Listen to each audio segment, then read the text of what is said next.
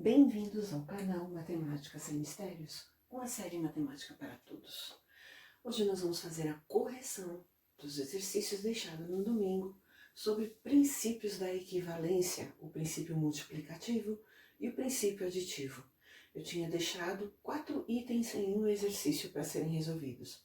Aqui estão 3 para que a gente comente e coloque o próximo na sequência. Então nós tínhamos lá, resolva, ou seja, dê o conjunto verdade, porque resolver uma inequação é dar o conjunto verdade, a solução para a raiz x. No conjunto universo Q, então nós temos aqui a definição do conjunto universo, que ele é o conjunto dos números racionais. Bom, primeira equação era x mais 3 menor que zero. Então aqui nós vamos aplicar o princípio aditivo, porque nós temos uma soma. E nós temos que isolar o x no primeiro membro. E para isolar o x a gente tem que diminuir 3 aqui, 3 unidades. Mas se eu diminuo 3 unidades pelo princípio da equivalência no primeiro membro, eu tenho que diminuir 3 unidades no segundo membro. E o princípio da equivalência utilizado aqui foi o princípio aditivo. E ao somar 3 e diminuir 3, há a regra do cancelamento, ou seja, se eu tenho 3 e eu perco 3, eu fico com nada. Portanto, eu fiquei só com um x aqui, que continua sendo menor do que menos 3. Nessas condições, nós temos que o conjunto verdade é um x que pertence aos números racionais, porque o conjunto universo dado é o racional, por isso eu tenho que escrevê-lo aqui, de tal maneira que o x seja menor do que menos 3. Então, valem todos os números racionais que vêm antes do menos 3. No segundo, não era diferente, e inclusive, por coincidência, deu a mesma resposta. Então, nós temos lá x menos 2 menor do que 1. Aplicando o princípio aditivo, porque nós vamos ter que somar 2 aqui. Então, para que somar 2? Para isolar o x no primeiro membro. Então, somando 2 aqui, eu tenho que somar 2 no segundo membro. Então, usando a regra do cancelamento, nós temos x menor do que 1 mais 2, 3. Então, o conjunto verdade, nesse caso, também é um x que pertence aos números racionais. Afinal de contas, o conjunto universo é o quê? Então, que x seja menor do que 3. Na terceira, nós tínhamos 5x menor que 25. Aqui o 5 está multiplicando x. Então, nós vamos ter que usar o princípio multiplicativo. E multiplicativo por quê? Porque eu tenho que multiplicar por um número que me cancele esse 5 para que o x fique isolado no primeiro membro.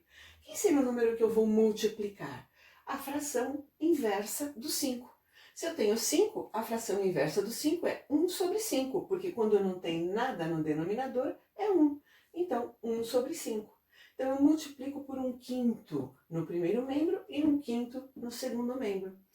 Ao multiplicar, eu aplico também a regra do cancelamento. 5 cancela com 5. E eu tenho 1 vezes x, x. E 25 vezes 1 é 25. O denominador continua 5. Porque o denominador dos 25 era 1 e 1 vezes 5 é 5. 25 dividido por 5, 5. Então, x é menor do que 5. Conjunto verdade, x que pertence aos racionais, tal que x é menor do que 5. Não tem segredo. É desta forma que a gente aplica o princípio da equivalência. Muito semelhante às equações do primeiro grau. Vou colocar para vocês agora a letra D, para que a gente faça comentários também.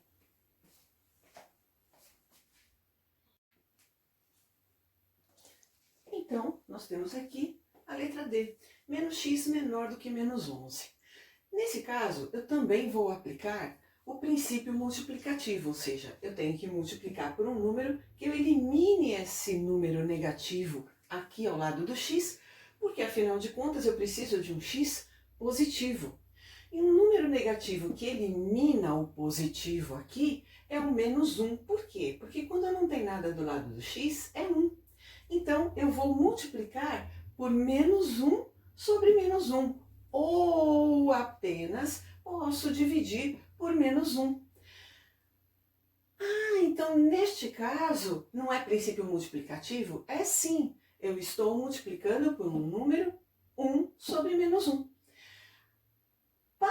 Para que eu não tenha que ficar toda hora escrevendo o menos 1 aqui na frente, multiplicando, eu apenas passo esse menos 1 como um divisor. Afinal de contas, ele também na divisão faz eliminar o sinal negativo e transformar o x em positivo. Na verdade, o que acontece que na técnica prática que a gente faz quando aplica esse princípio dentro dessa inequação ou da equação do primeiro grau? Eu apenas multiplicaria o primeiro membro e o segundo membro por menos 1 e já obteria o resultado x positivo que eu tanto quero. Mas como aqui a gente está mostrando as passagens para vocês sobre o princípio da equivalência e a questão do princípio multiplicativo, então eu estou pensando aqui naquele inverso, né? O inverso de menos x sobre 1 é menos 1x sobre 1 é 1x sobre menos 1. Bom, de qualquer forma, eu estou dividindo por menos 1. E ao dividir por menos 1, o menos com menos é mais, fica x. Então, se eu dividir por menos 1 no primeiro membro, eu divido no segundo membro. E o menos com menos também é mais, 11 dividido por 1 é 11. Mas e o sinal da desigualdade? Quando eu multiplico por um número negativo, o primeiro membro e o segundo membro da desigualdade dentro da inequação do primeiro grau, eu transformo também o sinal da desigualdade. Então, se ele era menor, ele fica maior.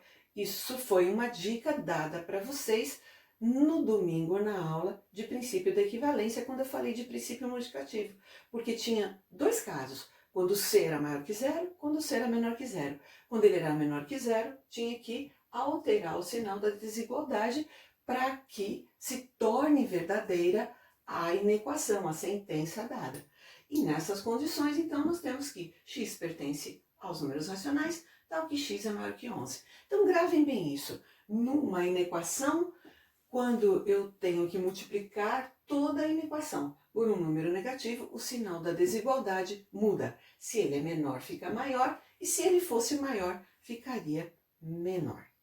Simples assim. Aí na próxima aula, né, domingo, eu vou estar explicando para vocês como resolver, pelo processo prático, sem ficar falando divide, princípio multiplicativo, princípio aditivo, bem rápido e prático, a resolução de uma inequação do primeiro grau. Obrigada pela companhia de vocês, compartilhem a aula para que outras pessoas possam ver, rever sobre esse assunto, curtam essa aula.